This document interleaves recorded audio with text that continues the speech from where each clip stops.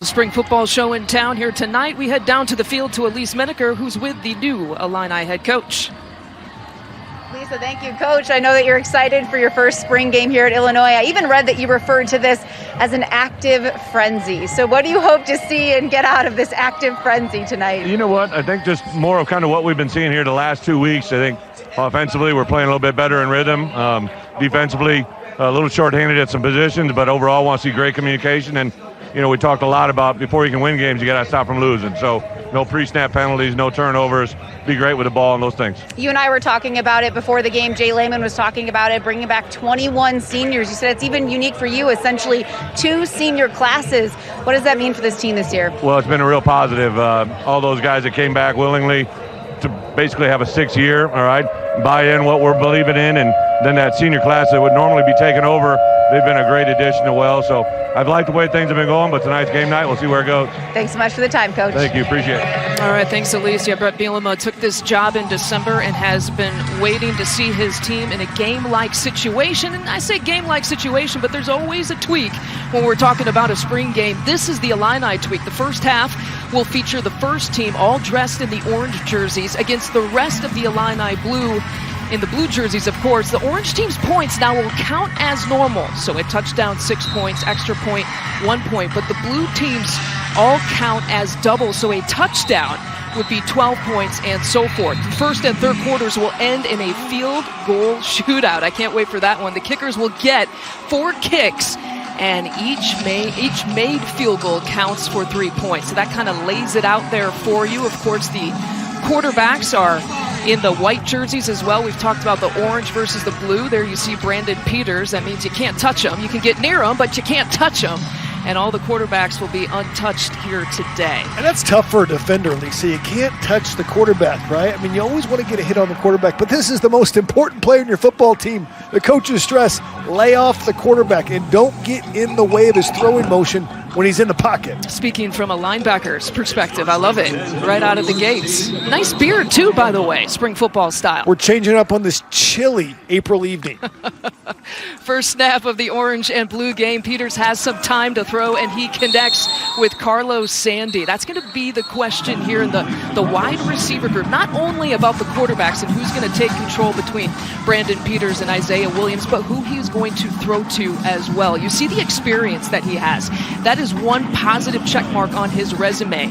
If you remember, of course, he started his career at Michigan, came here as a graduate transfer with a couple of years of eligibility, and as you addressed, Jay, one of the players that wanted to take his COVID year, an extra year, to play again here in Illinois. Peters floating one up and kind of eyeing end zone already. He was going towards Brian Hightower, but tell me about this wide receiver crew here, Jay. We've seen Carlos Sandy get a catch. We've seen Hightower at least get a look early. Yeah, Hightower is the transfer last year. Had some production in limited playing time. Josh Imatorbhebhe, of course, gone, was really the only target for Peters last year.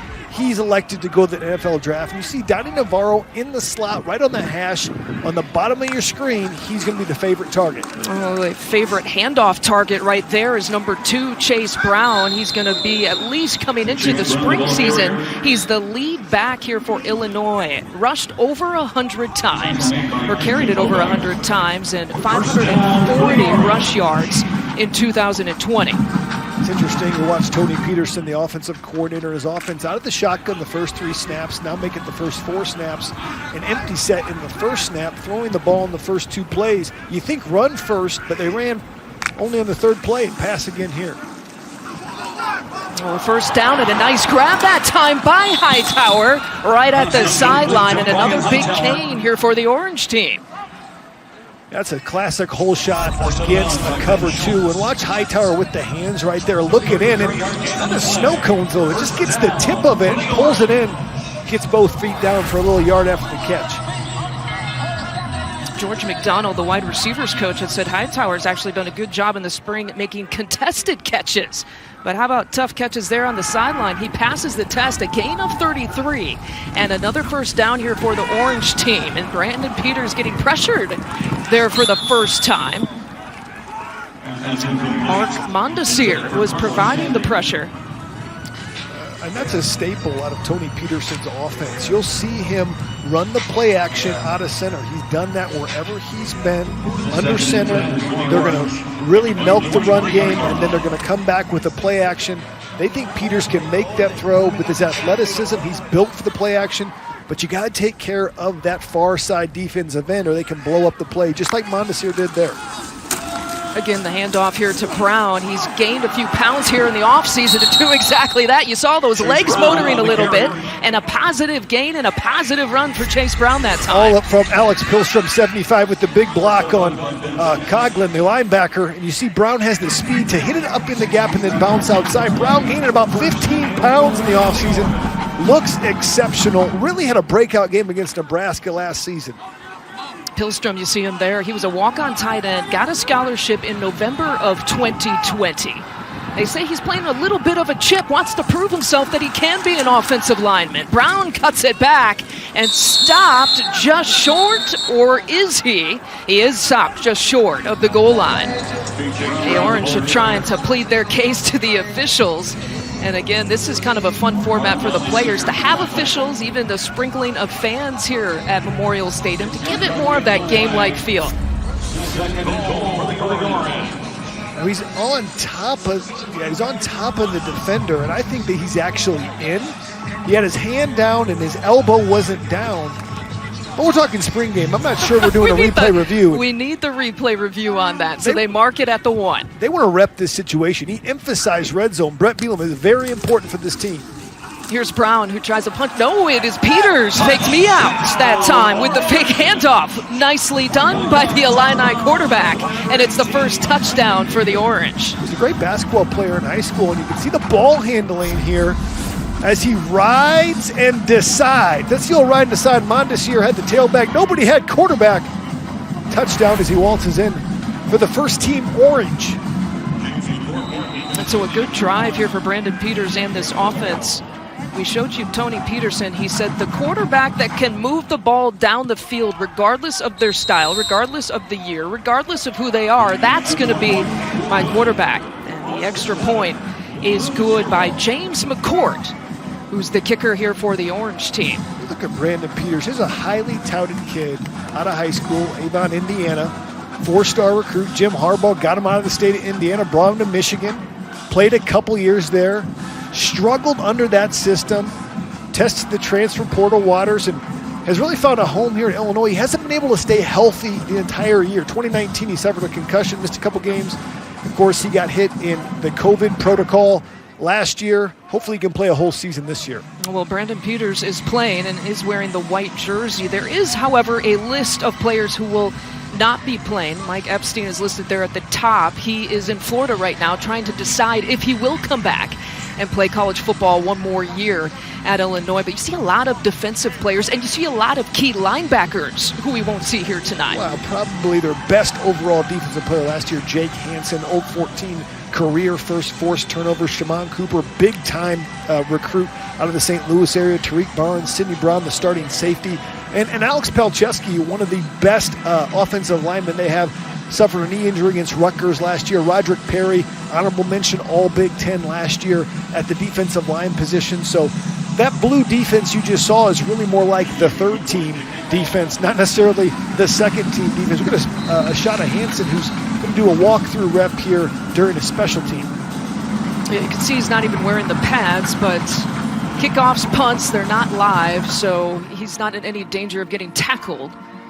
But just sometimes the mental reps and just kind of walking through things is very valuable. You know, we saw Mike Epstein on that list, and I explained that he's still in Florida, Jay, trying to decide if and when he would come back. What more can you add about that situation? Well, I think Mike Epstein's a guy that unfortunately has showed flashes but has not been able to stay healthy. He's had numerous foot injuries at inopportune times. He'll have a great game, and then the first game or two of the conference season, early October, he seems to get banged up. And so I think it's just a question not of do I love Illinois or not, but, you know, is he ready to stay on and play football? He's had a lot of injuries, and hopefully we see Mike Epstein back. He's a great kid, great leader, comes from a great family. I know they'd welcome him back with open arms. Owen Hickey catches that pass from Isaiah Williams. Now, again, a reminder, you're watching the Blue Offense against the Orange defense. And essentially the Orange defense is what is being considered as the starters right now in the spring season, and the blue team are the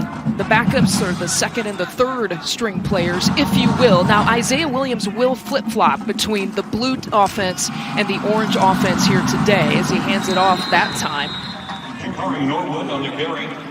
And if you're a blue, if you're on the blue squad, this is a great opportunity to earn playing time. If you can go out against the first team defense or against the first team offense and have a great performance, that puts you in a great position come fall camp to really compete for a starting position. So huge opportunity for this blue squad as well. Jakari Norwood with a pickup of 4 on that last carry. Here's Williams again with a chance to throw, but getting pressured that time. They were coming. Johnny Newton was one of them. They were charging. And it's a new look defense, Jay, that we can expect. What more, of a 3-4 look for Illinois this year? Well, you know, we talked to defensive coordinator Ryan Walters, and that is a 3-4 look you just saw right there. But defensive coordinator Ryan Walters said, we're going to be multiple. That's a word for, hey, we're not going to tell you exactly what we're going to do, but when they have an outside linebackers coach, which they do have an outside linebackers coach just for outside linebackers, usually that means it's going to be a 3-4 set, and this is a true 3-4 set. You'll see 3 down linemen with a nose and Calvin Avery 93, and you see the 2 stand-up linebackers on the outside. That's classic 3-4 defense. Williams again with some time. Now he was going for his receiver there. There's the flag that's coming in. Second time he's gone towards Owen Hickey's way. But the penalty here on 2nd and 10. Yeah, it's going to be on Devin Witherspoon. We'll see they get tied up here on the break of, he makes the break. Lots of hands right there on Witherspoon. Walters said is their vocal leader.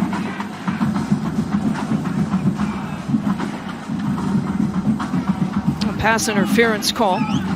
Ryan Walters is a new defensive coordinator. He spent 6 years at Missouri, 3 years as the defensive coordinator, a couple of years before that as the co-defensive coordinator.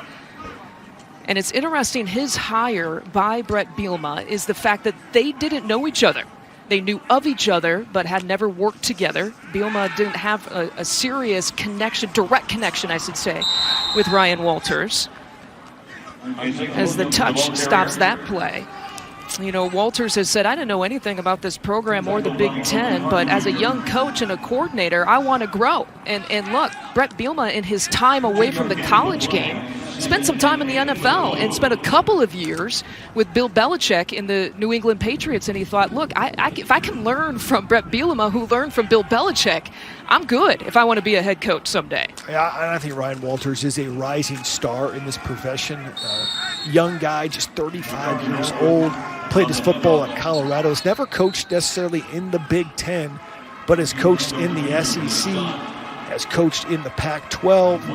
He's got a wealth of experience, and to have so many years as a coordinator at such a young age, for Illinois to be able to snag him from Mizzou and bring him in is a huge find. He'll be a future head coach, and it's going to be interesting to see what he's going to be able to do with a defense that's going to have a lot of seniors return. A lot of guys banged up like we talked about, and a different defensive installed, but high hopes for that D.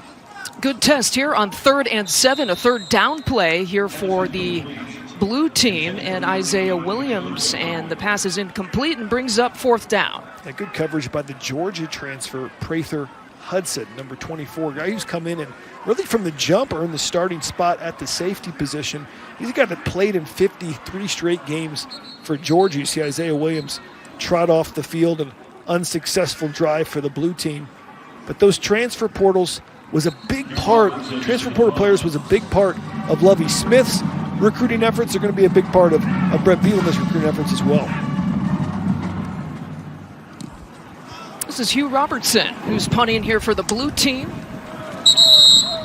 And again, no live play on kick returns. That's Donnie Navarro. You mentioned him, Jay. A lot of people have been excited about what he's been able to do here in the spring season. Donnie Navarro, one of those guys that transferred from Valpo a couple years back, walk-on, has earned a scholarship, really had a coming-out party against Wisconsin in 2019 in the upset when Wisconsin was ranked number 6 in the country. Really was the hallmark of Lovie Smith's tenure, and now Bret Bielema knows that Donnie Navarro's got to have production, especially the slot position. They've moved him around a little bit, though, as well as the outside receiver at times to try to get a matchup that's favorable for Navarro. As you see, he's the outside receiver here in what we call 12 personnel. That's 2 tight ends and 1 back, a favorite of Peterson's offenses. Yeah, he definitely said he was going to use a couple of tight ends multiple times here with this offense if he could. So Peters and the Orange offense goes back to work. 8 plays, 75 yards. 3 minutes and 8 seconds was their initial scoring drive. But now they're backed up against it a little bit, 2nd and 6 after the 4-yard gain. Leaving the 2 tight ends now, you'll see probably a motion here from the tight end as they'll try to make the switch. No motion. Hand off to Reggie Love that time. You know, Chase Brown, the 2 Chase brothers, kind of is what they call him. Chase Brown, who we've already seen. Chase Hayden, who's a transfer who played at Arkansas under Bret Bielema and at ECU. And then Reggie Love, who's in the game right now, of 3 different running backs. And that's something that you've seen Tony Peterson like to use as well. Not only 2 tight ends, right, but multiple running backs as well. Oh, he did that at Minnesota in his time at the early 2000s with Glenn Mason as the head coach. Always had multiple running backs, had great tight ends with Matt Spaeth and Ben Utek, and of course Barbara Maroney. There's Navarro. Catching the ball in traffic, now showing off some speed. Donnie Navarro across midfield, and a huge gain for the Orange team. You can make a man miss. There's a lot of yards after the catch, so they make the backer miss on the tackle, and you see Navarro get outside into the sideline. He's finally tracked down, but Navarro showing some explosiveness in the open field, one of the few guys they have at that receiver position.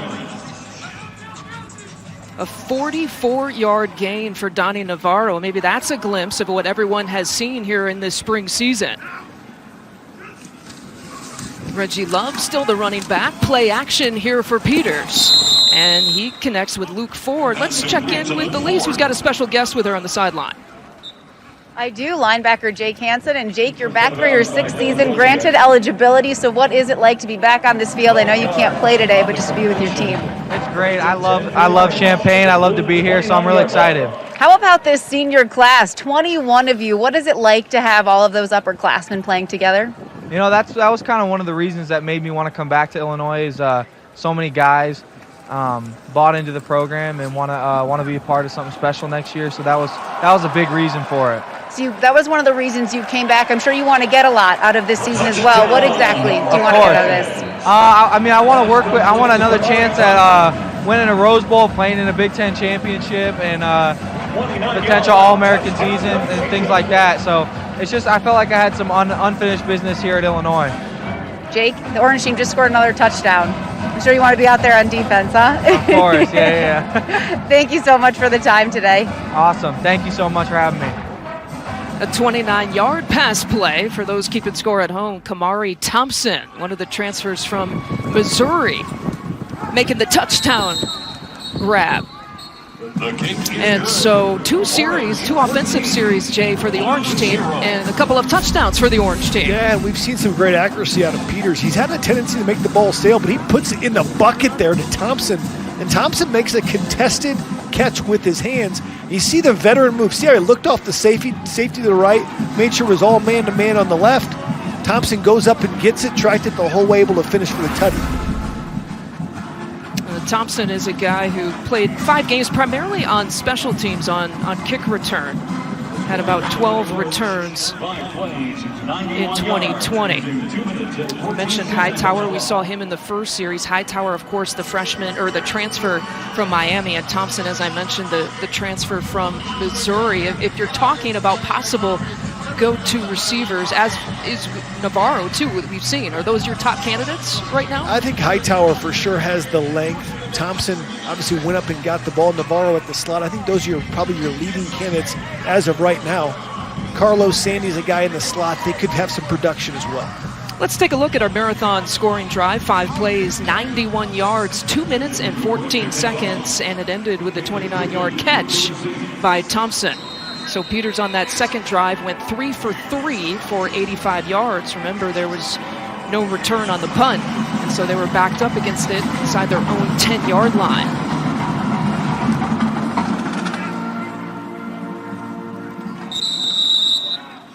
And so it'll be the blue offense once again. They let Isaiah Williams throw it a little bit on that first drive. And Isaiah Williams has had flashes where he throws the football well. Tony Peterson, you see him talking with Isaiah Williams right there. We got a chance to chat with him about what is Isaiah Williams like. He's a dynamic athlete, has a fun personality, but he said his hands are kind of like mine. They're kind of small. I had small hands, Tony Peterson said, and that kind of keeps you from getting your hand all the way around the football. He kind of throws the ball under it. He says when Williams misses, he usually misses high because the ball sails on him from his hand being underneath the football. Norwood takes the handoff again. Jakari Norwood getting some action here. Well, Williams was 1 of 3 for 8 yards on his first drive. You know, the other thing that Tony Peterson has told us and was talking to the local media at least, he was talking about the fundamentals of Isaiah Williams' throwing form. He says he doesn't get over the top of the football. Unsportsmanlike conduct. Defense number 5. 15-yard penalty.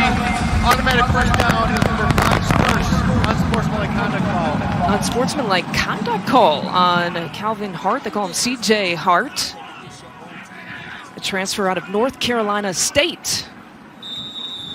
So calling this one tight. Yeah, this is a guy that's going to get some reps, Calvin Hart. They call him CJ, like you said, transfer at NC State. Dave Dorn, of course, a Bret Bielema former assistant who became a head coach, said this guy you got to take a look at. And they were impressed by him on tape, and now he's in Champaign. How's that throw? Almost a brilliant catch brought down by Campbell. Dale Von Campbell, they're excited about the possibilities of him, and just look at his size, listed at 6'4", 205, and just a sophomore. Yeah, good-looking young player out of Missouri City, Texas. And that ball was on the money, put right where it needed to be. Campbell's got to come up with that catch. But if you're a coach, you see Isaiah Williams throw that football, that's got to be promising to you. And he was under center as well that time, and he's even admitted that's something that's new for him, not necessarily that new for Brandon Peters on the other side as Norwood gets stopped. What would be for Williams, I mean, the biggest adjustment, you're going to see about, what did Tony Peterson say, about 30 to 40% under center with this offense this year? Well, it's all where your eyes are at. If I'm under center, I have my eyes on the defensive backfield the whole time. But if I'm in a shotgun, I've got to watch, and I've got to watch the snap into my fingers, and so then I get my eyes up later. So a lot of quarterback gurus like being under center because you can read the defense the entire time rather than waiting for the snap and looking the ball in and then getting your eyes on the defenses. Not great protection there as they give up the sack. That was by Owen Carney. I'm still not used to calling Owen Carney a outside linebacker, but that's his official position. 6'3", 265, a senior. And we know with Carney, he actually entered the transfer portal. Got some really quality offers, Florida State, Penn State, Wake Forest, but he decided to come back to Champaign. Right, and Bret Bielema did a great job on all of these seniors of saying, listen, I want you all back. I want you to be a part of this thing. And Owen Carney was a big piece of that. Ryan Walters talked about his excitement about Owen Carney coming back along with Isaiah Gay on the other side. No, Isaiah Gay didn't test the transfer portal waters. Carney did.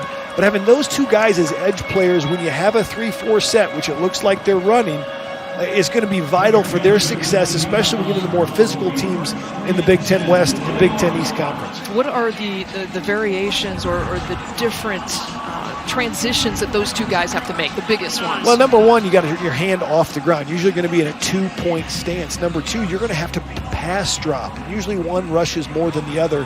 And Carney is more of a run-stopping, thicker body. Isaiah Gay is more of a speed rusher and probably will drop more. But it can all vary week to week depending on the game plan. And off to Chase Hayden this time. It's the first look that we've seen of the transfer. As I mentioned, from Arkansas and ECU, he actually is the only player in this program who's actually been coached by Bret Bielema. Grad transfer now from ECU. He transferred from Arkansas to ECU when the coaching change with Bielema was made at Arkansas. Had one more year of eligibility and decided to come here and try to play for Bret Bielema one more time.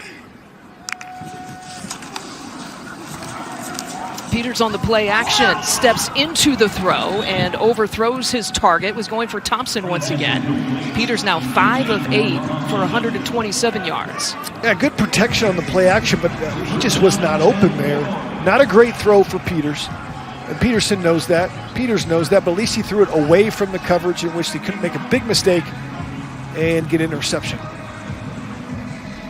Well, the blue defense has yet to shut down this orange offense here so far. Again, 2 series and 2 touchdowns. And remember, the orange score plays straight up. The blue is double the points every time they score.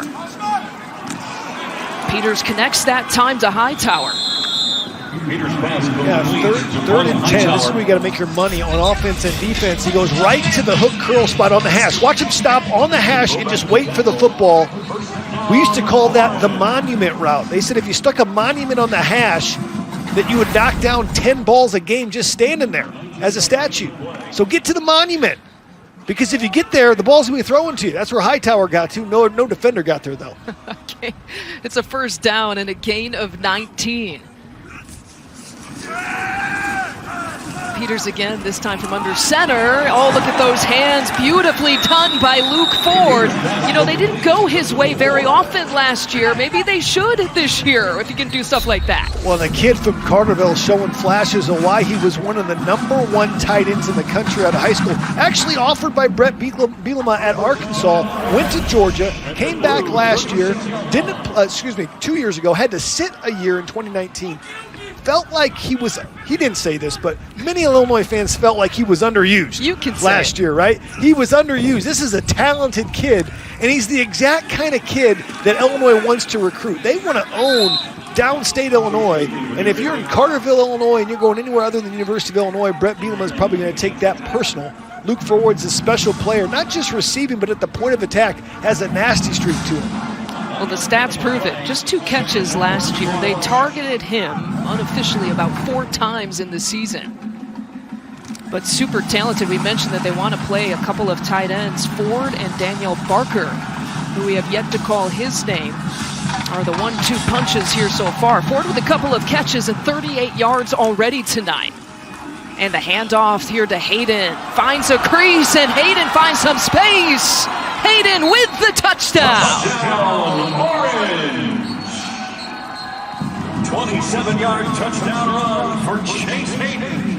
This is the classic Tony Peters built-in cutback run right here. It's built to cut back, all predicated on the backside block of DJ Barker, 87, on that defensive end. It sucks the team to over-pursue him, and he's going to cut back. They used to make pay dirt on this. The Minnesota Golden Gophers did this in the 2000s with Lawrence Maroney and Marion Barber. The built-in cutback so hard, they'll get that zone going to the left or to the right in the stretch play, and it's a built-in cutback, and they gash the Illinois defense. 27-yard score for Chase Hayden, and again, this blue defense cannot shut down the orange offense here tonight. 6 plays and 81 yards. Saturday, more spring football coming your way with the Spartans and the Terps in action. It's all Saturday, presented by Marathon on the Big Ten Network and the Fox Sports app. You know, we actually have fans in Memorial Stadium. We actually have a band as well at Memorial Stadium. We were listening to this, and this is awesome to hear again.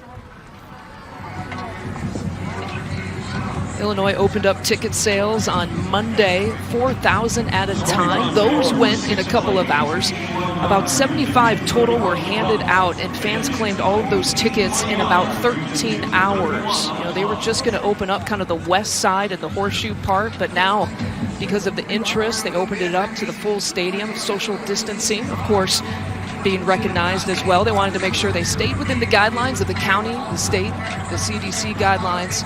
But this is the first general admission event for Illini football in a while. I think for really any sporting event since the pandemic has started. And, you know, when you look at Illinois football, it proves that there's excitement still there if people have hope that this program can finally be successful to their expectations. And you can see that fans will show up. I know it's only 7,500 tickets, but that's a big jump for the Illini, who have not had much excitement around their football team. I think Bret Bielema has been a guy who's really instilled hope because he's done it before. We talked about the Big Ten championships at Wisconsin. We've talked about playing at Iowa, and he's from Prophetstown, Illinois. Played high school football in Illinois, and has stated this is a job he wants to stay at long term. He wants to retire here and build this program into something that it really hasn't been, which is a consistent winner in recent times. Bret Bielema jokes that he was born in Illini Hospital, actually, in Silvis, Illinois. He said, they didn't offer me when I was 18 years old, but they offered me when I was 50 years old, and I definitely took that offer. Bret Bielema and his coaching profile, named the 26th head coach in Illinois history, but it's the championship pedigree that draws everyone's attention. Yeah, you can see, obviously, he won a lot of games at Wisconsin, but 3 Big Ten championships, so big. And, left before the 2013 Rose Bowl to go coach at Arkansas, and, had a run down there, and then spent a couple years with Bill Belichick and the New York Giants as well last year. Then finally decided, it was time when the Illinois job came up that he wanted it and wanted to build the program here and lead it back to some level of consistency that it hasn't had. He says, I'm not that much different from 36 years old when I first became a head coach. Yes, it is 15 years later, but I'm wiser, I'm better, I'm more experienced. Have I had all successes? No. But, sometimes your scars are great and the representation of what you survived is even greater. And he's that much better of a head coach because of some of the shortcomings. Isaiah Gay tapped on Isaiah Williams, and he was waiting for that whistle to happen. Well, this move was made, and you see Bret Bielema's family, his 2 daughters and his wife, Jen, his 2 daughters, Briella, who is 3 going on 4 years old, and Brexley, who's the 2-year-old that you see on mom's lap there. They're only going to stay for the first half because Brexley gets, it's going to be past her bedtime with this evening start. It's great to have the family there. And that's one thing some of the coaches talked about. It's like they had been with Bret earlier. Kevin Kane, the outside linebackers coach, said, I coached with Bret earlier, and he talked about family atmosphere. And now he actually has a family, and we're all bringing kids to the, of course, following COVID protocols, but bringing kids to the facility when they can. And it is a family atmosphere. And so he's made that a priority. And you really sense a change in Bret when he starts to talk about his daughters. It's really a special place for him. And when he talks about them, the soft spot he has for them, and it's been really cool to hear his passion for them and how excited they are to come to the games. Yeah, look at little Brexley with that orange bow there. Now, Bret Bielema told the local media that if she waits much past her bedtime, in his words, she grows some horns and pitchfork. So they got to make sure that she doesn't go much beyond bedtime here tonight, but it was important for them to be there. I think he threw in red cape, too. Oh, he did. You're right. He was descriptive with it, right? And so it was interesting. Chase Brown with another carry. We mentioned the 15 pounds that he's gained. It's his goal was to get up to about over 200. He says that he's listed at about 210. It's the strongest and most explosive, in his words, that he's been so far. And you're going to need that in the Big Ten. That extra 15 pounds, if that can give you an extra 3-4 carries a game, that can be the difference when you're really grinding out against a Big Ten defense.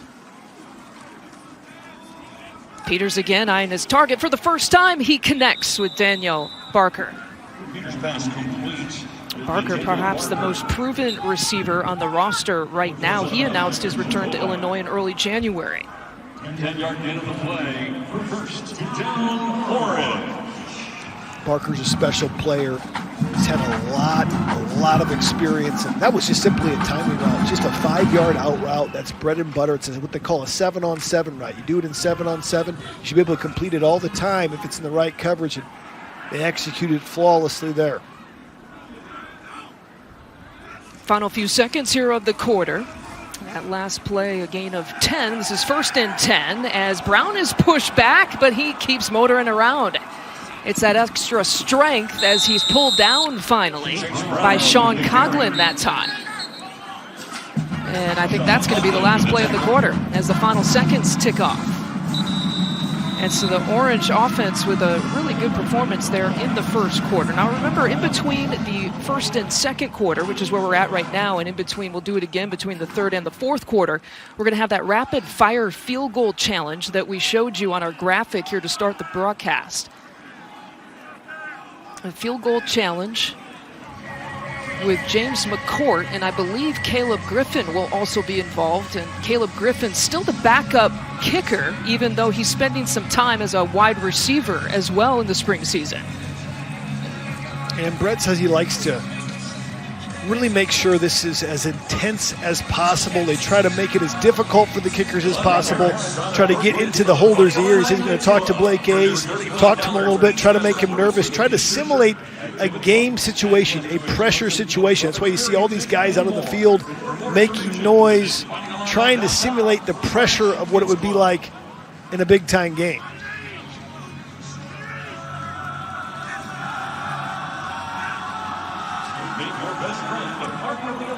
And so that's a 30-yard attempt that time by James McCourt, and that one's good. And so now it will be Caleb Griffin's turn. And you can hear the teams just trying to distract these kickers. And so far, they're 1 for 1. So now we'll go back to McCourt's way.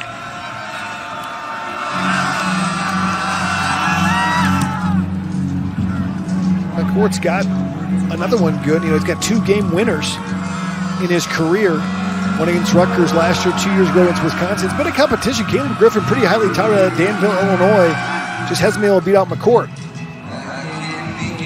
Now, Bret Bielema told us he's going to kind of predetermine the kicks, moving it about 5 to 8 yard increments, if you're wondering about how far they're moving it back. It looks like Griffin missed that second one, according to the officials, and that's McCourt. McCourt, they pushed that one left as well. Right, he missed that one.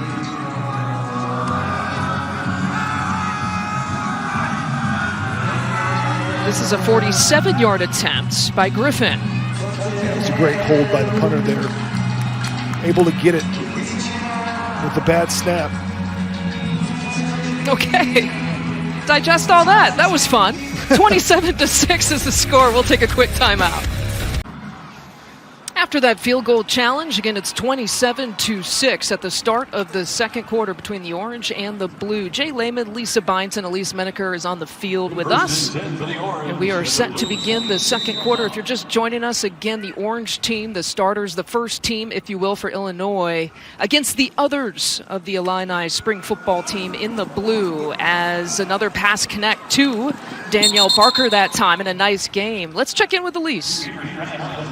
Lisa, I'm joined by Coach. And Coach, what were your impressions of that first quarter? You know what? I like the way our Orange offense, you know, those guys have been doing a good job with it all spring, have been able to control the ball and march it down the field, took advantage of the wind. Be interested to see what they do now going into the wind. And kicking game there at the in the field goal rapid fire, those guys have been a pretty efficient crew all spring, so excited to see what they do the rest of tonight.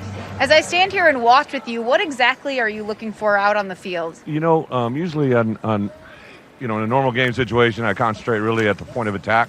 The guys upstairs will always be assigned to looking at certain areas, but for the most point of attack and passing situations, really look at the protections. How about your quarterbacks in that first quarter, what you're seeing now? You know, BP's a guy that he's definitely got a lot of arm talent, a guy that really adjusted well with what we're asking him to do. I think our one group of old linemen makes him feel comfortable in the pocket. Isaiah, bless his heart, not getting a lot of time back there, but when he transitions over here with this group, we'll be able to see what he can do in the pocket. What can you tell us about your quarterbacks? Because Tony Peterson was telling us that they're awfully quiet. He wants them to be more vocal. Have you picked up on that too? Yeah, I would say for sure. BP's a naturally quiet kid, trying to get him to be more vocal. Anytime you're a signal caller, you got to be able to have that authoritative voice, you know. Isaiah is a guy that talks a lot, but he's very controlled, not a guy that's an overly loud talker, so we do got to work with communication out of that group. From your experience, how do you make someone more vocal when you say, like for Brandon Peters, it's not really his style? You know, you obviously you can't force him to be something or not, but just, at making him grow, we'll make him talk in meetings, we'll make him answer more questions in front of the group. But also, if he's not a guy that's vocal, someone in that offensive group has to be that guy, somebody that can get the group going. And fortunately, we do have a lot of experience up front. With all of the experience, not just that you have up front, but that you have on this team, nearly a touchdown there, but that you have on this team. Can it be difficult almost to have one leader because there can be so many? Well, I think it's by committee. I think it's definitely a group that, overall has played a lot of football. Again, those super senior offensive linemen, Vederian, Lowe, Palcho, who's actually not out there because of injury, Kramer, but also those running backs have got experience, the Brown, Chase Brown and Chase Hayden both. And then Reggie Love really has been a guy that has grown a lot during the spring. So that running back group a lot of times can be your vocal groups too. Yeah, speaking of that running back group, you have a few really that you can choose from at any time. So what puts someone ahead of the other? What are you looking for there? Those three probably, the three guys with the orange. Chase Brown has jumped out to me right away when I got here off film. Just a guy that has ability to run between the tackles but has some shake on the outside. Saw him reverse the field down here. He's definitely got a burst. Reggie Love is a nice tempo tackle to tackle, has a nice feel inside, plays with good low pad level. And then Chase Hayden, actually the only guy in this roster I've recruited twice now. He's a guy that signed with me back in Arkansas, brought him full circle to be here. So I like that group. And then also Jakari Norwood has been an impressive guy in the spring as well. So we're talking about your offense. I know that you want to talk about that defense, right? You love that defense, the energy they can bring. So who in particular stuck out to you on that side of the ball? All spring I think our edge players, Owen Carney and both Isaiah Gay, both those guys stand out on the edge.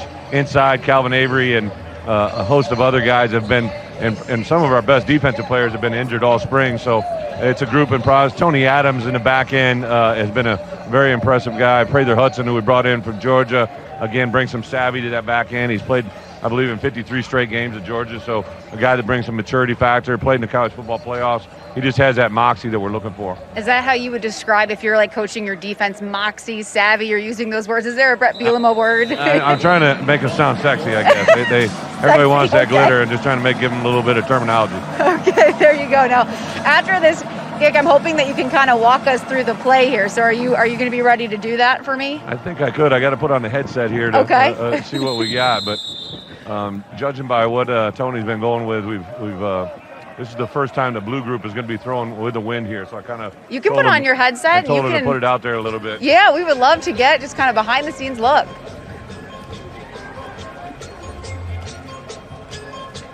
What do you got, Tone? What do you got, TP? All right. So we got a little inside zone action going. Set up a little run game to play action on second down, I believe. And this is really new for Isaiah. He has not done a lot, even in high school, to the team last year. Hadn't done a lot of ball under center. So this is a nice little routine inside zone play for us. And I think we're going to come back a little play action here. I think Isaiah is liking this wind at his back.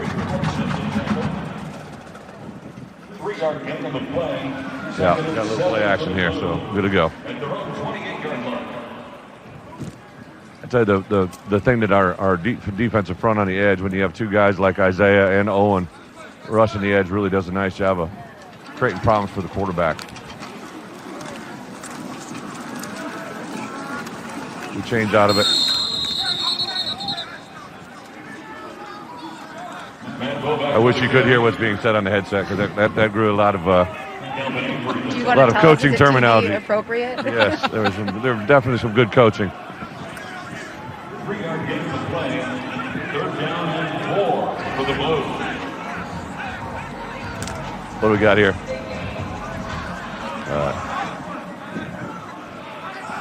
So here we got a double slant down here into the boundary, near the sideline here. Got a little wide. Oh, running slant should have been. A press and angle there, lining up at tight end number 80. He just switched from center 3 weeks ago, so we're going to give him a little leeway there. Went from snapping the ball to the quarterback to running routes as a tight end, so he's got a little bit of room to grow. Now we're punting. We got really some good weapons here. Probably been one of the best surprises for me coming here was both these punters got an extremely talented leg talent. They can really do a variety of different things. Both Australian punters that have been pretty impressive just to watch overall. You were telling us they kind of just punt back and forth as if they're playing catch, but they're 40 yards apart. It's an interesting thing to watch in free practice. They literally get about 30, 40, 50 yards apart and punt the ball to one another, and neither one of them steps off a 1 yard mark. It's pretty impressive what they're able to do. Coach, really good stuff. Thanks for the time. Appreciate it. ILL. Got to get that in. It's like he's been doing it for years.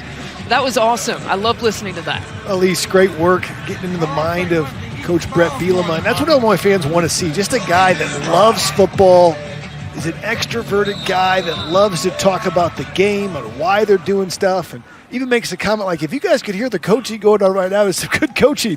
Love that comment from Coach.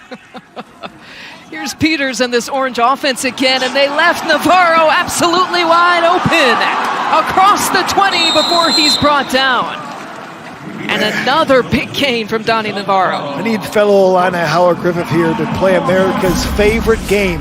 Could I be more wide open? And the answer is no for Donnie Navarro. Just waiting for the ball to get to him. Cuts back against the grain and showing a little shake in the open field as Navarro after the catch. No touchdowns last year, but he did have 8 catches for 88 yards in the 2020 season. Played all 8 games for the Illini.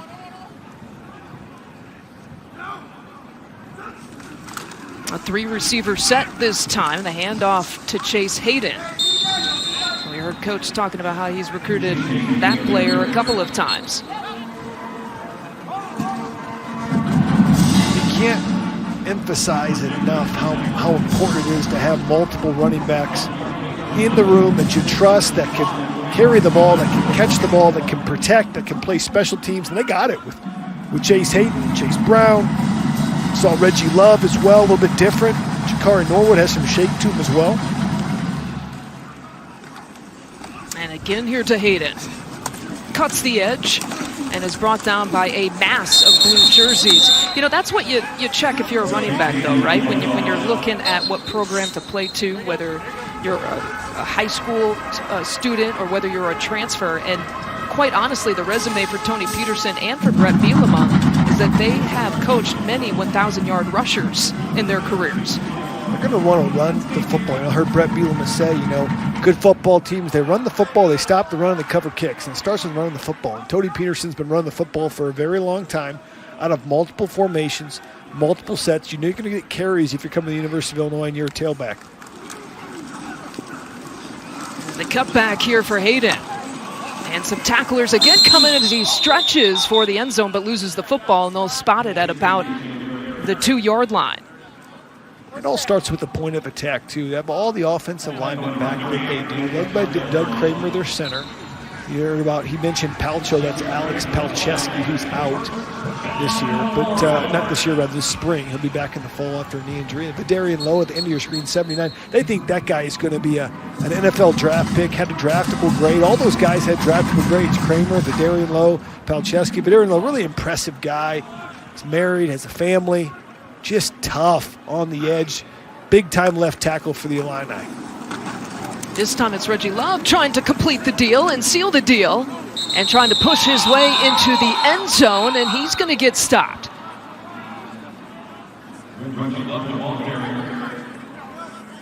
You brought up the experience of this offensive line, in particular the 3 super seniors, Kramer and Lowe and Palcheski, and you look at that, the most returning in FBS teams, 131 starts going into next year.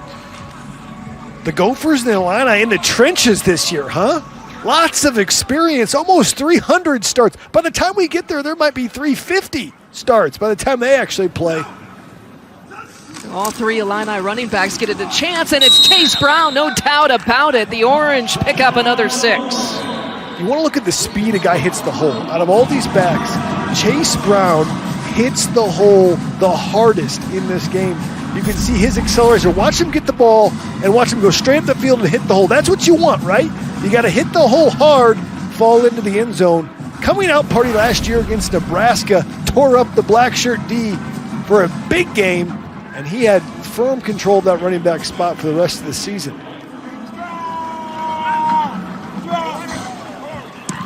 They were stopped in that last series when we were interviewing Coach in the red zone. Had to settle for a field goal, but not this time. Spring football on the Big Ten Network is presented by Marathon. Driven forward. Got an aerial view and not an inside look at the Henry Dale and Betty Smith Football Complex. It was opened in 2019, and it is absolutely beautiful. Expanded strength and conditioning. We got a Papa shot. I might have taken Jay Lehman on a shot or two. But just expanded strength and conditioning, sports medicine, locker rooms, nutrition center, recruiting lounge. You saw the games you could play. You didn't see the putt-putt course that they got on the roof, but that's something as well. It's first class. I mean, to have a facility like that, it's something that's been missing in Illinois for years. But to have that facility to be first class puts them on par with other teams in the Big Ten West. But I give Bret Bielema a lot of credit. He says, you know what? The Palace is great, but it's about the people in the facility. We're creating great people. We're creating a great program, a great tradition. And so we're grateful for the Smith Center. It's an amazing facility for our student athletes, but we're also about the people that we're building it with, the players and the coaches. And he's got off to a very, very good start with these super seniors and the buy-in they have. And that guy right there, Brandon Peters. You know, it's been a while, Lisa, since they've had a third-year starting quarterback. Hasn't won the starting job. He's competing with Isaiah Williams, as we talked about. And it looks like Isaiah Williams might be coming in here shortly with the second team, rather. At least you've got more on Brandon Peters.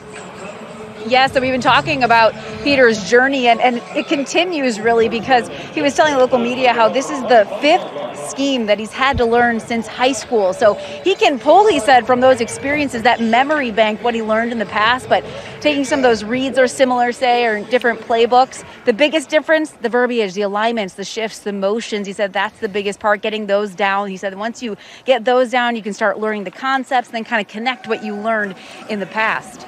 Williams will tuck and run a little bit. Thank you, Elise. You know, Bret Bielema had talked about some of the past quarterbacks that he's dealt with. Russell Wilson, of course, not overly a loud guy. Joel Stabe, you know, as he started as a true freshman, he had to learn to get better. Brandon Allen at Arkansas, you know, he's still in the NFL. He was quiet. His little brother, Austin Allen, you know, also not very a wordy guy. He said, this will be my 6th quarterback, and it'll be interesting to see what personality emerges here for me in year number 1 at Illinois.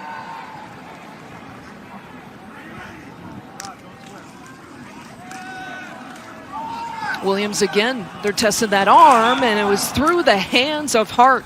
No, I'm sorry, it was Tony Adams who had it. Good, tight coverage. Isaiah Williams knew where he was going. He does a little bit of a look away to the right, then threw it up. But talk about being in phase. That's when you can look back as a defender, have your back against the stomach of the receiver like Tony Adams did, and then make a play on the football. Tony Adams played a lot of different positions, nickelback, safety, cornerback. He's been here a very long time. Good athlete. When he's been healthy, he's made great plays. And now he says he's back to the corner spot. But you're right, he's played corner, safety, a little bit of everything. I love his reaction to the media when he was talking about what the corner position means to him. He said it's a personality position. You know, you got to be out on the island as well, but, you know, you got to be a little bit sneaky, too, you know? You got to outsmart the offense a little bit. Well, when he was sneaky the most was when he got that pick against Wisconsin to set up the game-winning field goal in 2019. A famous play. He kind of baited the quarterback into throwing the football to him. It was Jack Cohn, and made a great pick. And turning and catching that time is Griffin Moore for the positive gain, or Marquez, excuse me, with the positive gain. And Elise is down with another Orange defense stud, Rod Perry, who's hoping to do good things next year. I sure am, Lisa. Yes. You know, Rod, you are back for this season. I know you're not out there today, but just talk to me about your decision to come back. I know, how are you doing in your injury? And then even now with the new head coach, how that factored into your decision as well. Okay, so when I first started out, the only decision was to either declare for the draft or to come back to Illinois. Some of the main reasons I came back was, one, the staff already knew my injury. Don't want to go to a new staff. We didn't get to play it in front of a lot of fans. I didn't get the true experience, especially coming from HBCU. We didn't have the amount of fans that they do here, so I wanted to experience that one too. And so, Coach Bielema is very persuasive. He's very persuasive, so that helped out. What did he say to you that was very persuasive? He said, Rod, I really want you to come back. And even though at times I told him, like, I had my mind made up. He was like, Rod, just don't make this decision yet. Don't make it yet. And so I was like, all right. I'll give it a shot. And here you are. Yeah. Well, here you are too, Rod. If you can take us through, I kind of gave you the heads up. I'd love for you to take us through some plays, just kind of what you see out there on the field. Well, right now I'm going for orange team, so we're doing pretty good right now. But yeah, the young guys, I'm really just watching the young guys on the D-line, making sure they're doing their assignments and getting their stance right, and trying to see what they see what I can do to help them out. So if we're looking at the D-line out there right now, and you're looking at them, so what are you seeing and what are you looking for as their teammate?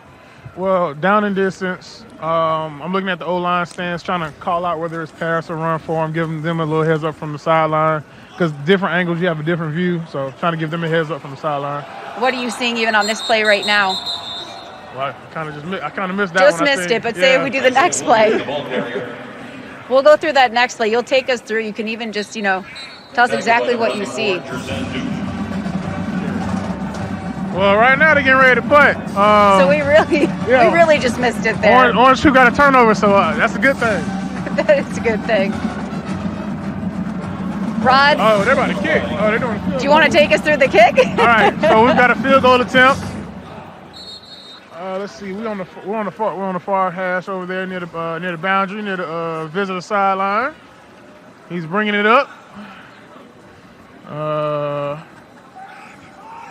We got Blake the holder. We got James McCourt the kicker. He's getting ready to attempt a 53-yard field goal. And the snap's there. Kick is up. And it is good. Oh, no good. I couldn't see. All right. I called it too early. First time. It's harder than it looks, right? Right. Rod, you did great, though. Thank you so much for the time. We appreciate it. Thank you. Go a lot. Yeah, we appreciate his time. You can see a lot of great personality. One of the transfers, a lot of promise out of South Carolina State and FCS preseason All-American before he decided to transfer. But the D-line's got a lot of talent coming back.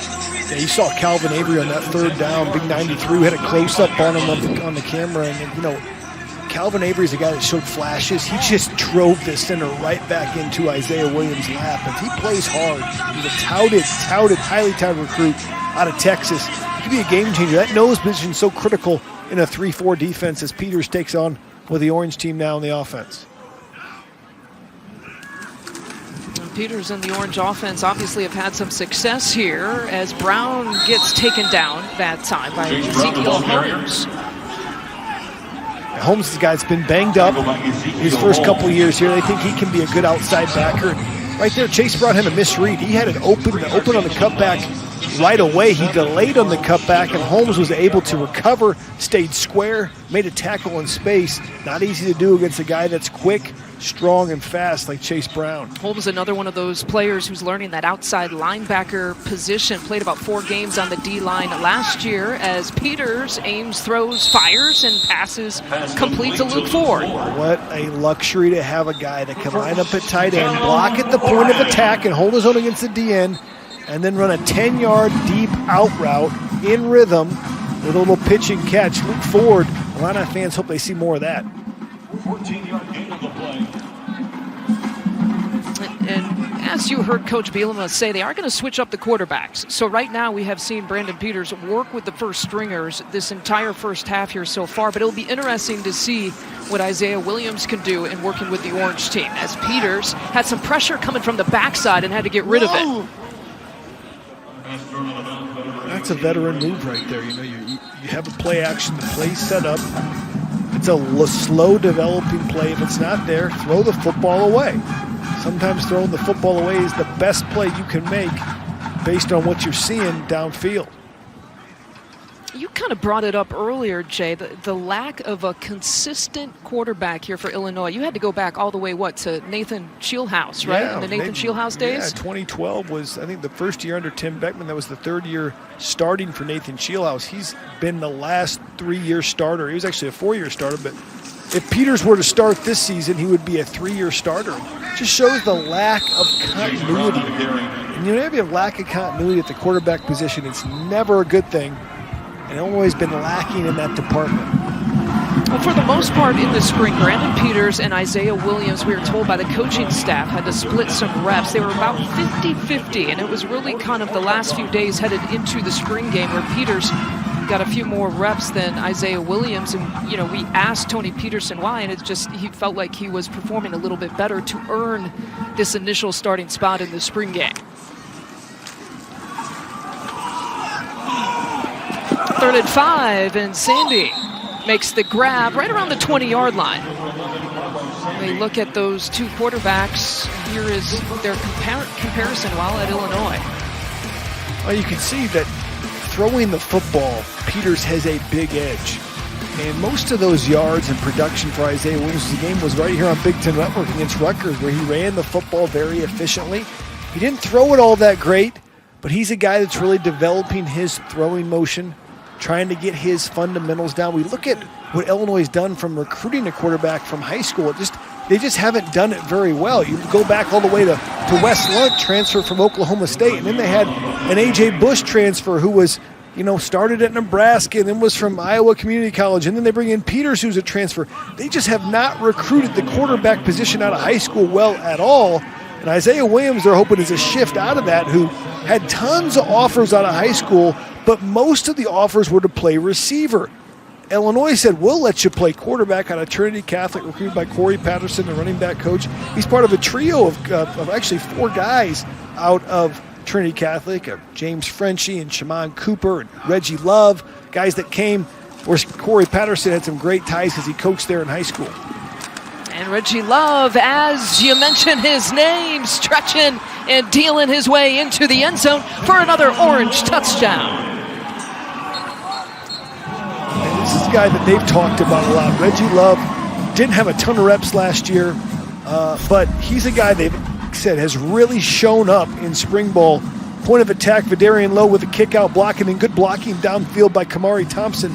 The difference between a 7-yard run and a 70-yard run is about the downfield blocking at the receiver position. Both Thompson and Hightower, Luke Ford, Daniel Barber, those are big bodies that can block downfield for big runs. Extra point is good for James McCourt. Well, we showed you the stats of those quarterbacks. We're showing you the spring game here tonight, but it's important to mention that this is actually spring practice number 13. Now remember, the NCAA gives you 15 practices.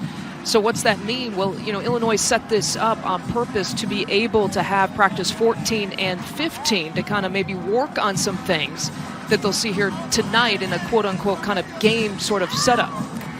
Sure, you have the game, and then you watch the film of the game, and then you have maybe a Sunday practice just like it was after the game to kind of let you heal up, and then you have like a Tuesday practice like it's going to be another game week to kind of mimic what a game would be like. When I played, you loved that the spring game was the last practice because you never had to watch the film. You could do whatever you wanted, right? And just go out there and play free, take some shots. But no, they stiffed that out now. They don't let you do that anymore because they had extra practice afterwards. You know what else is kind of interesting is that Bret Bielema told us that they practice every single time, all 12 practices going into tonight in the stadium, at Memorial Stadium. He said he's an old school guy in that way. That's what he did at Wisconsin. He continued that at Arkansas as much as he could, but he's just under the philosophy that you play your games in this stadium, so why not practice in this stadium as much as you can? Yeah, I get that point. He's obviously had a great stadium to work in. He also said, that the turf in the practice field with the Illinois winter wasn't quite up to snuff as far as the kind of work they wanted to put on it. I'm sure when it comes to fall camp, they'll work on grass a little bit. And a lot of coaches will work on the surface that they're going to play on first. Obviously, they opened up with Nebraska in August, game 1 here. That game was initially slated for Ireland, of course, because of COVID. That got rescheduled to Memorial Stadium, so Illinois gets the home game back and will tee off against the Huskers in week 1. Oh, a mishandled snap that time, and Williams, the whistle blows quickly. He hasn't had, Bret Bielema is right, he hasn't had a whole lot of time here in the first half to do much of anything. It's tough to evaluate any offensive player behind a second and third team offensive line, especially a quarterback. When a quarterback's rushed or under pressure, it's difficult to show your best stuff, even if you're as mobile as Isaiah Williams is. So I'm interested to see what Williams does when he's with the orange team and has that first team O-line, give him a chance. And Bret Bielema said that, he's interested to see the same thing. We really haven't seen any change, Lisa, in the defensive alignment. We've basically seen a basic 3-4 stunt. Ryan Walters said they were going to be multiple, but I don't think they want to show much in the spring football game. They want to keep it all for Nebraska week 1. I was going to say, Scott Frost and company might be watching here tonight on this Monday night.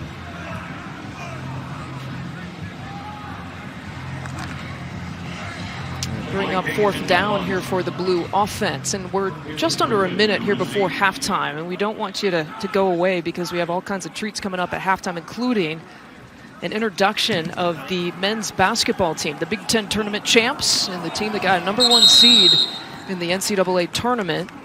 And we'll have some interviews coming up. And there they are. And they'll actually unfurl the banner for the Big Ten tournament championship at halftime. So all of that to come. See Kofi Coburn right there. It'd be interesting to see Kofi Coburn in a football uniform. What would he play? Would he play tight end? I would say tight end for sure. Or defensive end?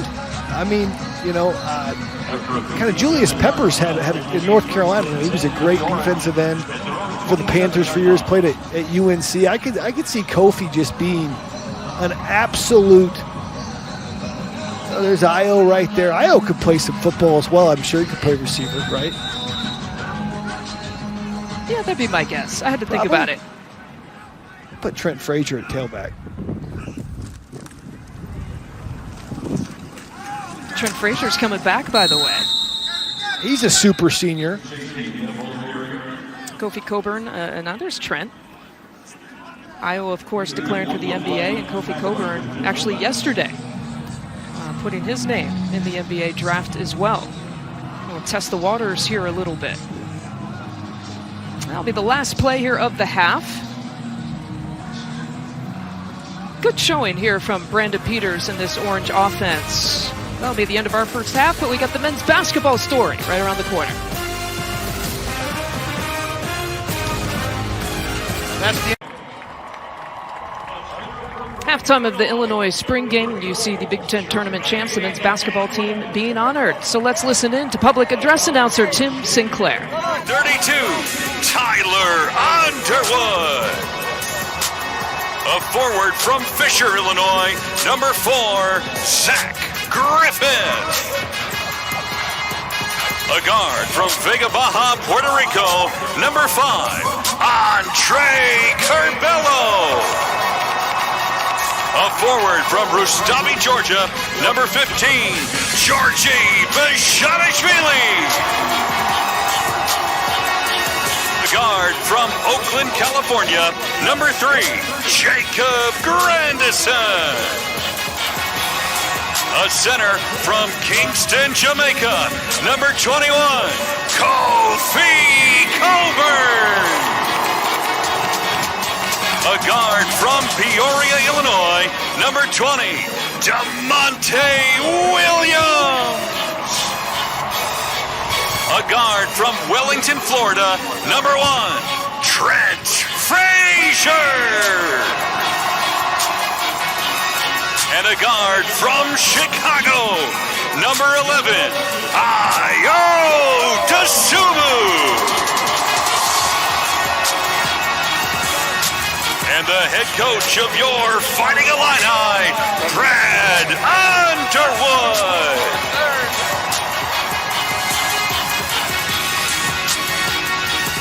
As we honor a team that stole the hearts of the Illini family, let's remember their great accomplishments. With back-to-back wins over top 10 teams, your Fighting Illini took home the Big Ten tournament title for the first time since 2005, going on to earn a number 1 seed in the NCAA tournament. Illinois finished the season with a 24-7 record, winning more Big Ten games than any team in the league, and the most in school history. Your Fighting Illini earned a number 2 ranking in the final Associated Press poll. Andre Curbelo was the Big Ten Sixth Man of the Year. Ayo Dosunmu and Kofi Coburn were named to All-American teams by the Wooden Award and NABC. And Ayo won the honor of USA Today Player of the Year, as well as the prestigious Bob Cousy Award for the nation's best point guard. And now, Director of Athletics Josh Whitman presents the team with the Big Ten Tournament Trophy.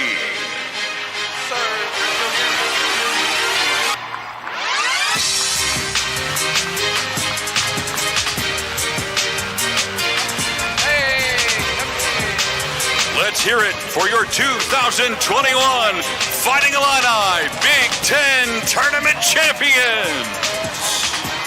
Yay. Hello? I can hear you. Hello? All right, there we go. There we go. All right. First, I want to thank, the fans for everything you guys done for us this year.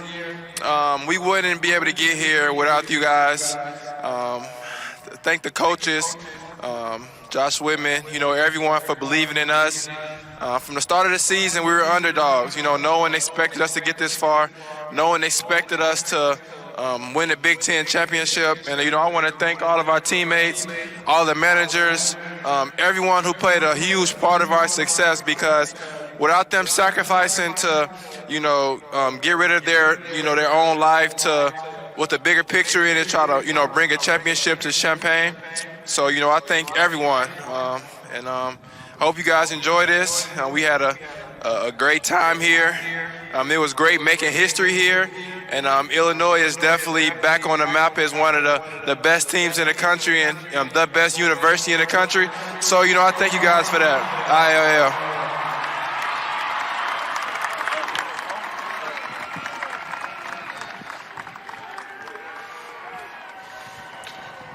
You guys are absolutely the best. No doubt, the best fans in America. You guys proved that at the Big Ten tournament this year. That was unbelievable. 16 wins, regular season, 19 counting the Big Ten championship. Never been done.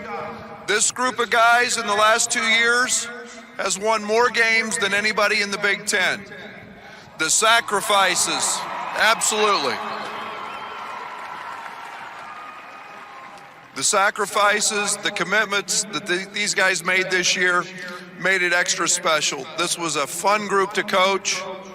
This was a group that has terrific charisma, they had terrific personality. They loved each other.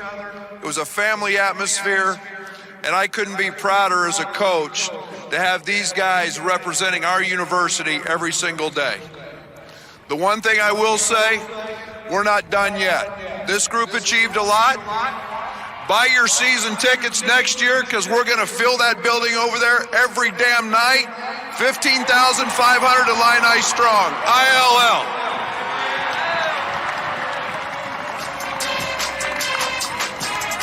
Fans, at this time, please direct your attention to the north end zone, as the official 2021 team banner will be seen for the very first time.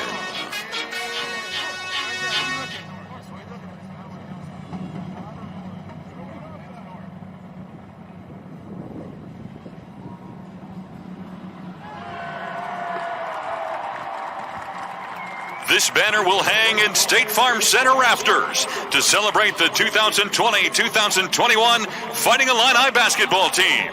Also this fall, Illinois will be honoring the jersey of number 11, Ayo Dosunmu, joining the other 33 greats hanging in the rafters. As we end tonight's ceremony, the Marching Illini leads us in the alma mater.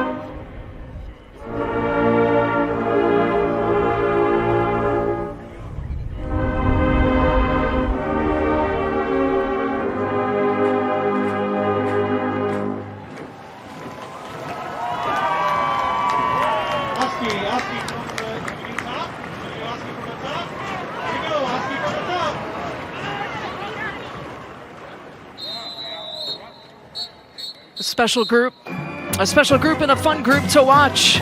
Congratulations, the Illini men's basketball team, Big Ten tournament champs. Well, the men's basketball team, rightfully so, getting a picture, the first picture next to the banner to honor the Big Ten tournament championship.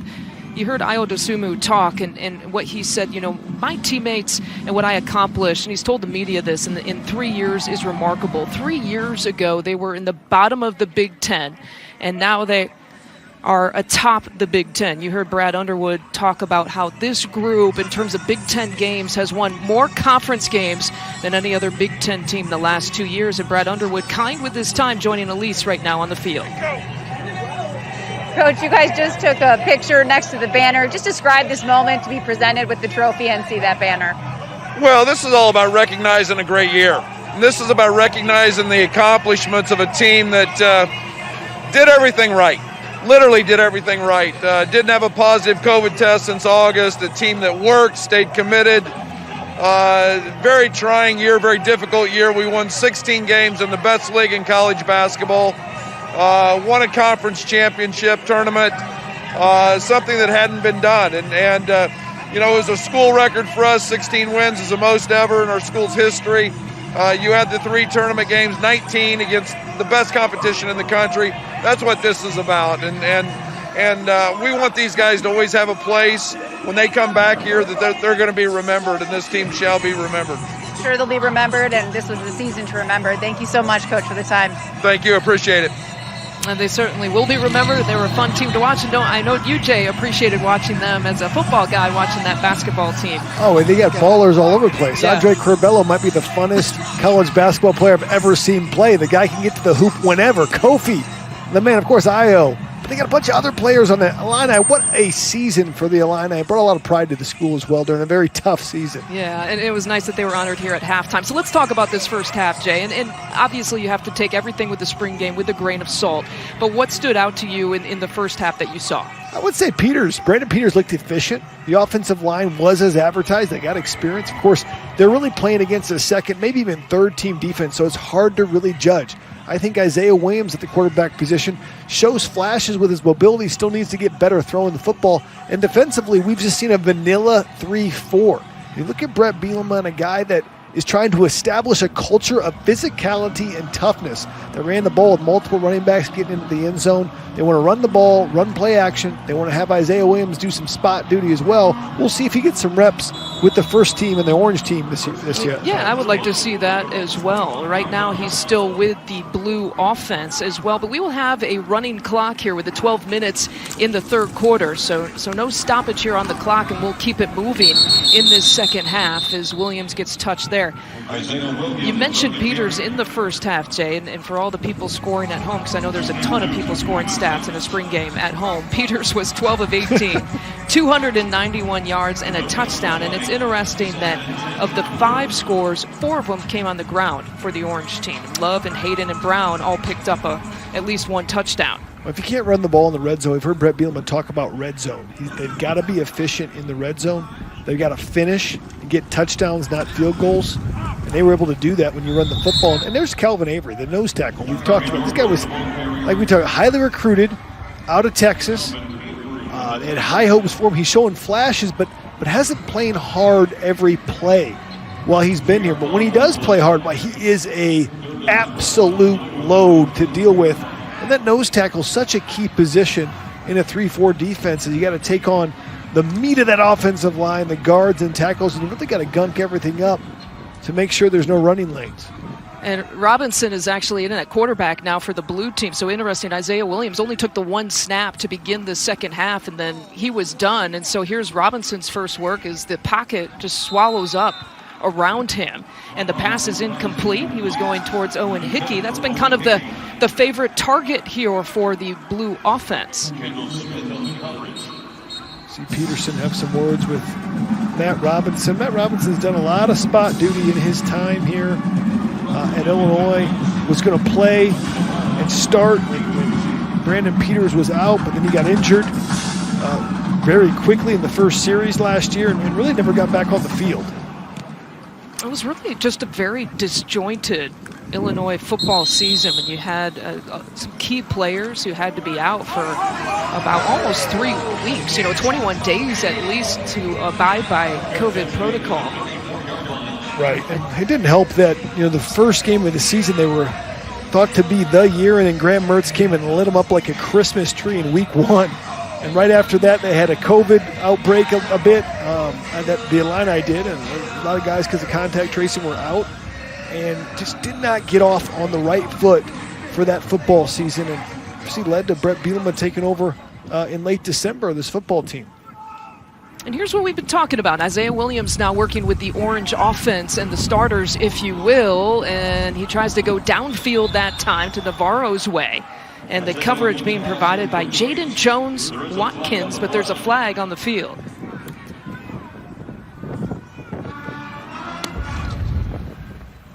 Pass interference, defense number 37. 15-yard penalty from the previous spot, automatic first down. It looked like Navarro had a miscommunication on that route, but it looks like they got Jones-Watkins on the pass interference. It's been a relatively clean game thus far, and that's one emphasis that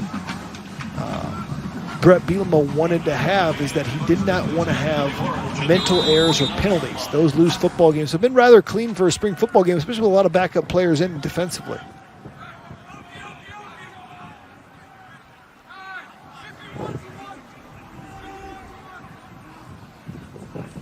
Williams at the quarterback spot, and he hands off to Chase Brown this time, and making something out of nothing, bouncing off of some bodies and still in play till he gets chased out of bounds. Well, there's that double tight end formation. They call that the ace formation. One back in the backfield, 2 tight ends. And you can see Chase Brown, the power, the balance, right? He not only keeps running full speed, it's like when people hit him, he doesn't even bounce off that much. He just keeps running straight forward. You can see the strength. He looks very good this spring, and it's going to be exciting to watch him in the fall. You know he's a vegan, right? I did not know that. I know he had switched to the vegan diet. I didn't know if it was permanent.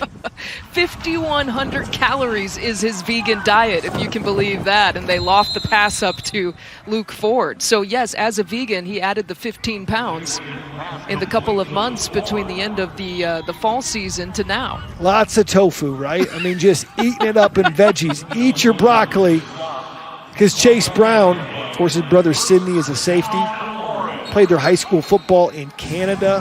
What a recruiting find by Lovie Smith's staff. And Chase Brown transferred from Western Michigan 2 years ago. Sidney Brown was recruited here originally. Williams will feed Brown. And right into the end zone, it's a touchdown. Tofu dinners for everyone, Jay Lehman. There you go. As we head down to Elise, we got something fun, special planned, I hear, Elise. What we got? We do. Right now it is not fun, though. We have an injury on the field. So I'm going to go out there. That's said McConnell. Yeah, that's something you never want to see in the spring game. You want to stay healthy during spring. It's tough because you want to go live enough to give people and your players a chance to really experience live action. Good to see him get up and able to hobble a little bit. Walk off under his own power. Yeah, that's a good sign. A 3-star recruit committed to Illinois in May of 2020. So, Elise, I saw that you got a little bit of different wardrobe on when we cut to you just briefly. I did. I changed. I have a big role right now. Lisa, I have to convert 2-point conversion here. Got to make the pass. Wait, you are going to convert the 2-point conversion? You heard me? Oh, I got to go, Lisa. Yeah, Coach. you got to drop the mic. You got it. You got to get on it. This is going to be interesting, guys. They even got Menaker in on the back of her jersey, 44. We thought they were deep with Luke Ford and DJ Barker. Nothing. Oh, she's playing the tailback position. Oh, she's playing quarterback position. Wow. All right. So Elise Menaker in the backfield. Bret's got the mic. There it is. She takes the pass. Oh, she's going to throw it. Oh. Pass complete to Danielle Barker. 2-point conversion, Elise Menaker on target. Can I get a Big Ten standout as she flosses the celebration? Brett hands her back the microphone. showing the softball arm. Oh, did you say Big Ten standout presented by Auto Owners Insurance, Jay Lehman? I did say that because Elise Menaker showing the cannon. The cannon from Cornell University. I was going to say, well, she was a Hall of Fame softball player at Cornell, played the hot corner. She's got that third baseman's arm. Wow. And I don't know about the dance. Yeah, Daniel Barker's got it down a little bit earlier, but Big Ten standout presented by Auto Owners Insurance. Elise Menaker, what a stud. Elise, that was amazing. How'd it feel? Jay, thank you. It felt good. You know, I was in charge out there. They all were taking it so seriously. I had to call the play and everything. So take me through. What did they tell you? You're putting on a jersey with a name on the back and you're going to play quarterback, and you said yes? Yeah, that's exactly basically what happened. Coach drew up a play for me, and I couldn't say no. So I was out there, I had a responsibility, and you know, that's what you do on a team, right, Jay? Guys, her step up when your number's called. Her QBR is like 186 right now. One throw for a touchdown.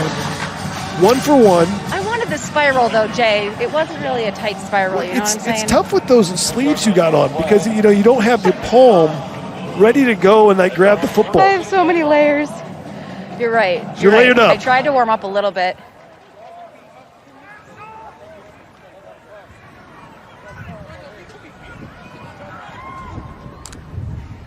On 2nd and 8.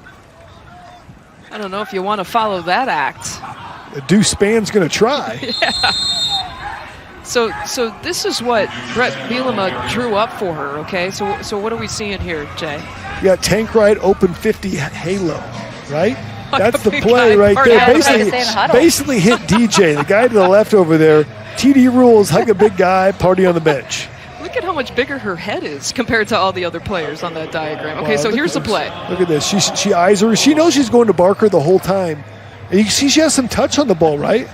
Telegraphs it, but she has some touch on that football, right? It wasn't just the softball, vroom, you know, like the wing it in there. It has some real touch there from Elise. I wonder who was more nervous, Elise throwing it or Daniel Barker trying to catch it, because you know he can't drop a pass like that in that kind of situation. Especially with a mustard on it like that. But the dance move is what it's really all about. I panicked. I don't know. The floss is decent right there. They had a little bit of rhythm, too. A little bit of synchronized rhythm. I don't know. I think we take it all back. The dance was pretty good. You guys. That was. I don't know why that was the first thing that came to mind. I panicked. I just went to the floss. Jay, you can relate. I know you have a good floss. Yeah, that should go in your Hall of Fame reel right there. That really is legit. We worked enough that I've actually seen the Jay floss. 52-6. These are the kind of spring football game antics that go on. I kind of like what Bret Bielema's doing, though. Added in Elise Menaker. He's, Elisa is out of the state, so he likes to recruit the state, right? I mean, she's an Illinois native, so he wanted to recruit Illinois natives. We've talked about that. He's got to really own the state. We've seen with some of the players he's offered. Just offered a player out of Iroquois County, got a commitment. Of course, they can't talk about commitments. A kid out of Rochester, scat receiver. Offered a kid out of Arthur Lovington out of Central Illinois. He wants to own those players in the state of Illinois. He's got to win those players. He said an interesting thing, Lisa. He said, I've never seen a place successful long-term if that school didn't look like the region that it was placed in. I think that's such a strong statement. It's interesting to me to hear him talk about the fact that, and you've addressed it too, is that obviously the Chicagoland area is important to any football coach. There's talent in that area, but it's central Illinois and southern Illinois. Those are the areas that you're addressing that they need to put a fence around. Right. I think anything south of I-80, obviously everyone's going to go on East St. Louis and East St. Louis, Lincoln, the Flyers, and get players there. Everybody's going to recruit there, but Central Illinois, the Peorias, the Champagnes, the Carbondales, the Effinghams, the Rockfords, the Quad Cities. You see Reggie Love, a Trinity Catholic out of St. Louis, making some plays as well. But you've got to win those recruiting battles. Too many times PJ Fleck in Minnesota or Kirk Ferentz in Iowa have come into Illinois in the heartland and gotten players that Illinois should have gotten. And so they want to have a team that really looks like the state, a state that has city workers, that has blue-collar workers, that has farmers. Of course, Bret Bielema himself, a former hog farmer. And so he's going to have a team that looks like that, looks like the state of Illinois. Isaiah Williams with all kinds of time to throw. A little bit short that time to Barker. This week, see the entire 2021 Big Ten Field Hockey Tournament live from Iowa City. Coverage beginning tomorrow at 1 Eastern and continuing all the way through the championship game. Again, that's on the Big Ten Network and, of course, the Fox Sports app. Some exciting soccer championships that the Big Ten Network was able to show you on the men's and the women's side this past weekend, and all the fall sports wrapping up here in the spring season. Volleyball underway as well. Big Ten hoping to get some Final Four teams in that sport. Williams going right down the middle, and it is on target to Navarro once again. Talk about threading the needle and getting an A+ in home ec class. This is what Isaiah Williams does all day. Best throw of the day right here. Over the top of the linebacker, right before the safety, in the seam. Threading the needle. To Donnie Navarro, is that a big day? George McDonald, wide receiver coach, said Donnie was one of the first guys in his office, sending him videos of him working out, handling his business on and off the field. So far, that work paying off. The final few seconds here of the third quarter, floating it up. Oh, got tripped up that time. Hightower did. And again, that coverage from Jones Watkins as well. And that'll be the final play of the third quarter. And just like in between the first and the second quarter, we had that field goal challenge. We will have another one in between the third and the fourth quarter. Again, between the two place kickers, James McCourt and Caleb Griffin.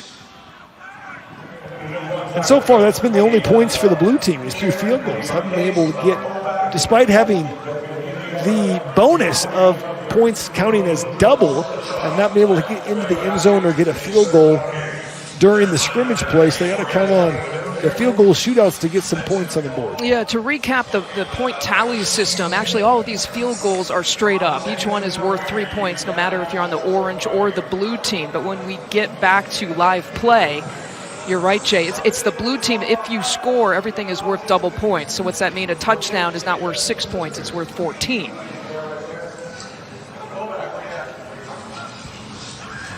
But we've got some rapid-fire field goal action here on both hashes. And you see the teams kind of huddling up, and that's obviously orchestrated. Here's McCourt.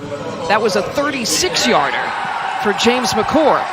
And the idea for the team is to try to distract these kickers. This will be a 30-yard attempt.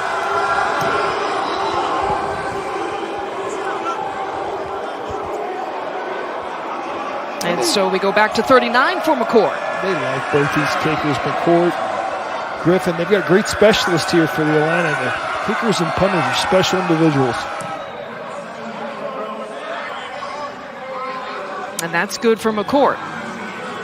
Another 3 points here for the orange team. 40-yard attempt for the blue and Caleb Griffin. These guys got some legs on them. Caleb Griffin's a big kicker, 6'3", 220, plays a little receiver as well. Pride of Danville, Illinois. A 53-yarder for McCourt.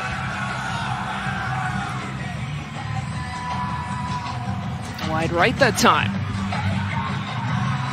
You know, he has the school career high at 57, by the way. James McCourt does. Here's Griffin for 50. Does he sneak it in? Yes, he does.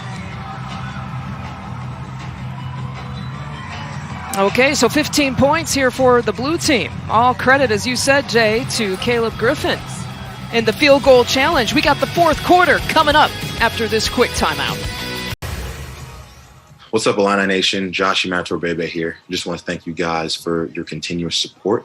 The NFL draft is coming up, and I've received numerous well-wishing messages from all of you, and just wanted to say thank you and look forward to making you guys proud.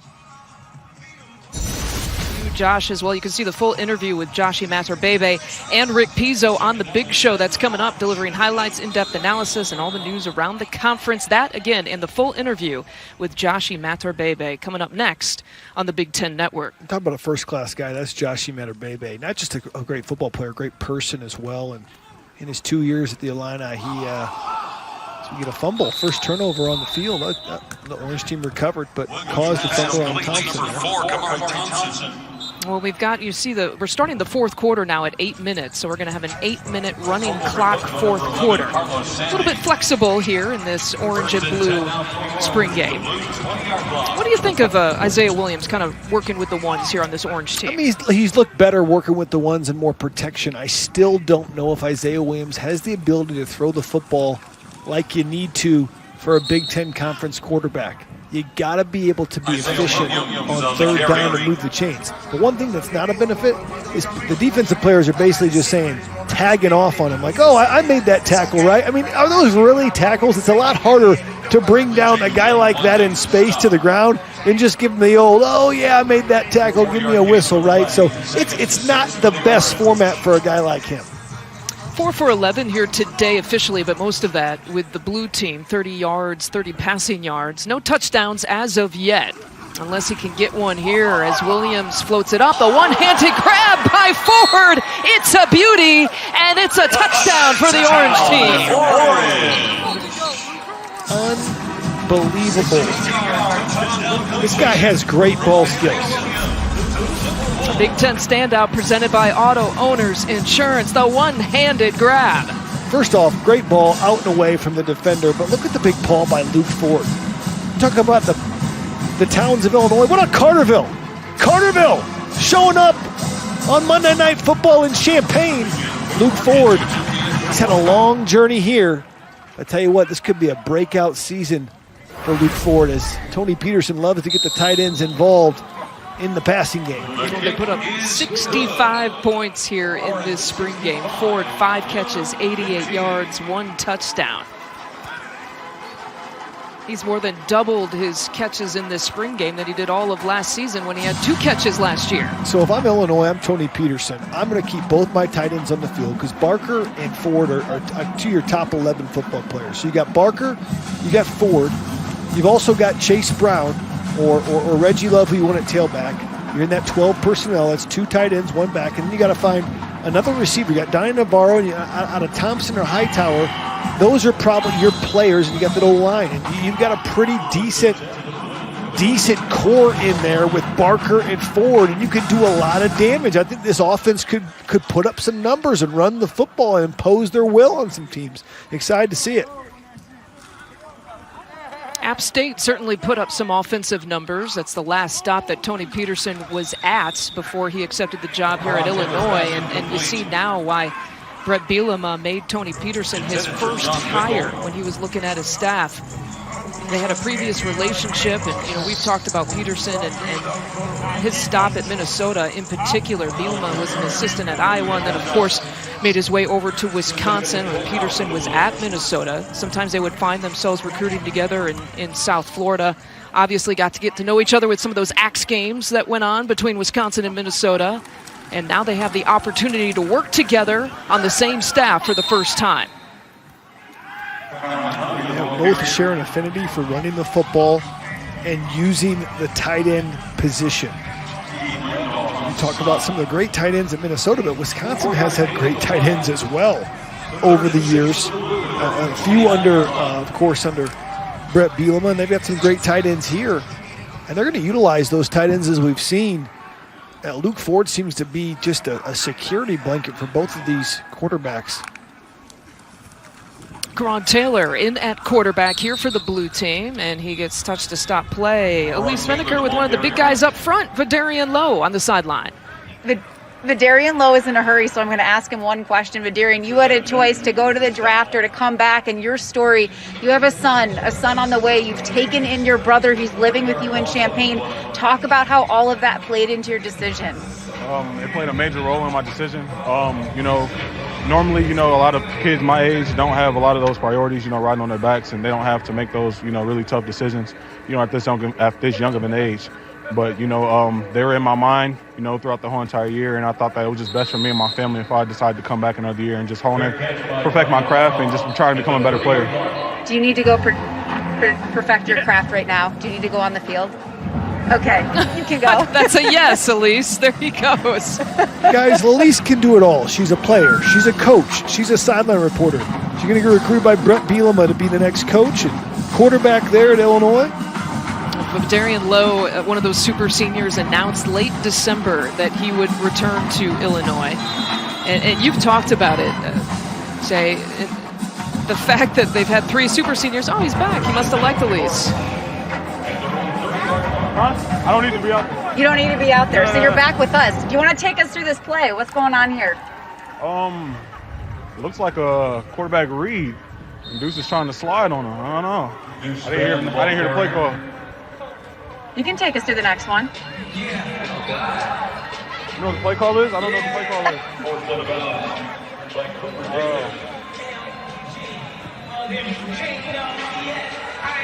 Somebody have to tell me the play. Well, I don't know what the play is. All right. What are you seeing out there, at least, even if you don't know the play? I'm seeing our guys about to ball out and demolish the defensive line. That's what I see. The O-line's about to be dominant and very physical. Next exactly, completed pass, 30-yard gain. First down like I called it. Just called it. You can keep going, Vederian. Oh, I got you. First down. As you can see, we handled our business today. Orange team got the job done, as expected. We just wanted to come out, give the fans a great show. Confidence on this Orange team. Oh yeah, of course. Even though we're going against the guys, those are our brothers. We still had to come and, show them who runs it over here. There we go. Slide, Reggie. Yeah. Easy, 30 yards. That's what Coach Pearson wants. Reggie on the carry. You got to get more than 34. That's what we got. Second and what? Yeah, second and 8. We're head of the sticks. That is it for you, Vederian, though. We appreciate it. Thanks for taking us through that. Thank you so much. We appreciate all the time of several of the Illini players, and of course Bret Bielema to give us the time, a lot of time here on the sideline as well. This was an important thing for him to do to kind of showcase his program and what they've been working on to recruits across the country. And what are you kind of left with as we're under a minute here in this game, Jay? What are you kind of left with some of the takeaways from the spring game for you? Just a totally different vibe on this Illini football team. You can just tell Bret Bielema's done it somewhere before. He's done it at this level in this conference, in this division. He has that confidence. He really has an all-star staff. I mean, you got Tony Peterson on offense, but, Kevin Kane's been a defensive coordinator. He's the outside linebacker coach. Andy Boo's been a defensive coordinator at Maryland and has played defensive coach at Rutgers as well. He's a talented football coach. So they've got a great staff, and Ryan Walters is a star. They got the coaches, and they're building a culture here for something very special. He is the right guy for this Illinois football job. Well, he was hungry to return back to the college ranks after taking about a 3-year hiatus to learn and get better and grow in the NFL ranks. And now Bret Bielema is back in the Big Ten and hoping to eventually bring a championship back to Champaign. 65-15, the Orange team, the starters, both the offense and the defense looked impressive. But that'll wrap it up from Champaign. Jay Lehman, our quarterback, Elise Menaker, and our entire crew. I'm Lisa Byington. Coming up next on the Big Ten Network, it is The Big Show. Spring football on this Monday night, Illini football style. We hope you enjoyed it, everyone. Have a great night.